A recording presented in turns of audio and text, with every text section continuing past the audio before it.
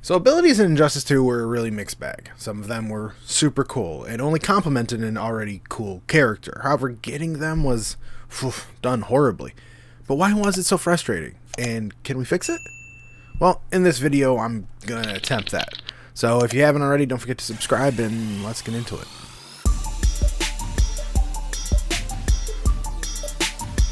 So to start off, what are abilities? Abilities are variations of your character, allowing them to have additional or replacement attributes in their moveset. It could be as simple as adding a projectile, getting a minor buff increase, or as intense as completely changing the aspect of a move. Some are actually pretty cool and adds a lot of flavor to the characters. The issue is, well, if you want these, I hope you're ready to give up most of your social life because you're going to put a gargantuan amount of time into this game to receive them all. I have been playing since launch and I do not have all of them. But before I get into that, there are 4 ways to get abilities. Leveling up your character, completing a random multiverse event, completing a specific event in the legendary multiverse, and of course, random, through loot boxes and awards. Let's start off with leveling up. These are without a doubt the easiest ways to get abilities. The only issue is they are fixed abilities and fixed per character. So leveling up each character to level 20 will unlock 2 abilities, which are the same 2 abilities that everyone else gets. Getting them as a reward in the multiverse is probably the second easiest way to get them. And this is how I've gotten most of mine. It's usually the planet right here, and it varies between an ability, a shader, or a high rarity loot box. For new players, this will not really be an option for you. It's a boss battle that doesn't hold back, so unless you're like god level good or have a souped up AI loadout, you'll have to wait until you level up a bit. Also, there's no guarantee it will show up. It's always random, so you will be consistently checking back every 3 hours, hoping it's the one you want. The legendary multiverses are not for the faint of heart. The requirements for some of these would make even the most seasoned completionist turn away. However, if you're beelining for a specific character ability, this may be the quickest way to get them done. In each legendary multiverse, there is an event that will guarantee you a character-specific ability. Of course, it's still at random, but this event can be done multiple times, guaranteeing you all the abilities of a character if you put the time in. And lastly, we have loot boxes and RNG after battle rewards. This is by far the hardest way to get them, because it's RNG. I honestly don't know how many abilities I've received this way, but I can safely say I've received more of them from the previously mentioned methods. So when they were promoting this game, they kept mentioning how the more you play, the more you'll get out of it. And well, that was an understatement. I have my issues with the gear system, but I think I would be able to stomach the system if it was only gear. But making these abilities so difficult to find and having one of those ways behind a paywall never really sat well with me.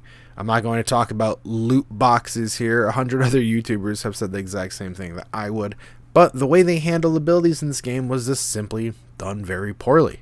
And here is why. I'll use Catwoman as an example for a bit because she'll help explain some of the headache. Let's start off with the legendary multiverse grind. Catwoman's multiverse is pretty typical when it comes to difficulty. They're all doable, just a bit excessive. To get to the event where the ability is the reward, you pretty much need to do the entire thing, which is already a Herculean task. Her first doable tower requires level 20, 1 million credits, 150 environmental stage interactions, 200 villains defeated, 50 boss events defeated, and a complete run through the Survivor event. And that's just the first one. You have 2 more towers that have the same amount of ridiculous and bonkersness that you have to complete before you even can get to the ability tower. You're also required 50,000 guild credits every attempt as well. I have finished 2 legendary multiverses so far. The thing is, I main those 2 characters. I do not main Catwoman. I don't really plan on picking her up either, so you can see the frustration when I'm trying to get the abilities for all of the characters. Or more specifically Catwoman in this scenario. This is one of the only guaranteed ways to get a character-specific ability. Oh, I picked Catwoman for a reason, by the way. Catwoman has an achievement called Catfight, where she has to defeat Cheetah with the ability Catcall. Well, here's the thing. That Catcall is an ability you need to unlock. So if you wanted to complete all of the achievements for Injustice 2, sadly, doing Catwoman's legendary multiverse may be the fastest way to get this done. Regardless if I like playing Catwoman or not, this has never really sat well with me either, and I know I'm not alone in this. Well, you could always play the Lotto. That's what I like to call this multiverse event. Yep, this one right here. This planet respawns every few hours, so make sure you log on every few hours for the slight chance it's going to be the one you want. There's only 245 abilities in the game. I'm sure the one you want won't take that long. It's not like I've spent countless hours trying to... Oh, wait, I have. I know I've mentioned it in previous videos, but I spent way too much time grinding Robin. Oh, Robin. In 2018, I spent a lot of time grinding on Robin's character. Nightwing was my man in Injustice 1. He's also my favorite superhero. And when I found out you can get the Staff of Grayson, an ability that allows you to essentially use Nightwing as a character, I was ecstatic. But my happiness quickly grew to anger.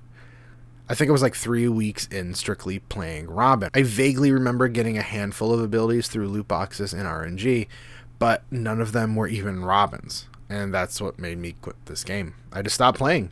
It wasn't fun anymore. The grind didn't feel exciting. It felt unfair and rigged, because it was. I should mention I wasn't exactly sure how the legendary multiverse ability tower thing I mentioned earlier was a thing yet, but regardless, even if I did get it, my friends moved on to new games. The community was already wavering, and even if I continued, it was the whole, what's the point? So I bailed. Now, it's almost 4 years since Injustice 2 originally came out. I just got the Staff of Grayson a week or two ago. I was so excited I even tweeted at Ed Boon.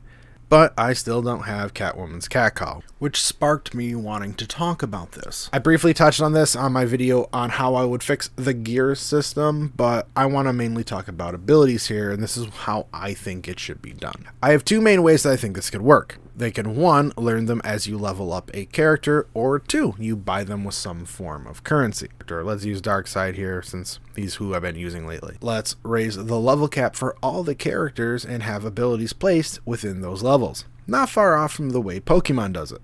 Eventually you will have access to all the abilities by just playing the character you want. I think this is beyond fair. You still have to put in a bunch of time for each character, but you at least have an end in sight. The other idea I have follows suit to what I did with the gear system. Have a master list that you can choose from. Of course, this could only work if the currency that we're using is abundant enough to use. Source crystals were not abundant in Injustice 2 at all, and honestly it deserves its own video. Let's hope that they fix this in Injustice 3. And lastly, I feel like I should mention MK11 here, and how they are handling the variations. And I like it. I think NetherRealm Studios saw their mistakes and they're working towards the best system they can. Fingers crossed they could fix the few small kinks they have currently in MK11 and make Injustice 3 the best. But I think that's all I got. Let me know in the comments below what you think about the ability system in Injustice 2 and what you would like to see as the new system in Injustice 3. For those who don't know, I stream on Twitch every Sunday. Come and hang out. My link is in the description below along with all my social media tags. If you like the video today, don't forget to leave a like and subscribe. And my name is Phil, and of course, I'll talk to you guys soon.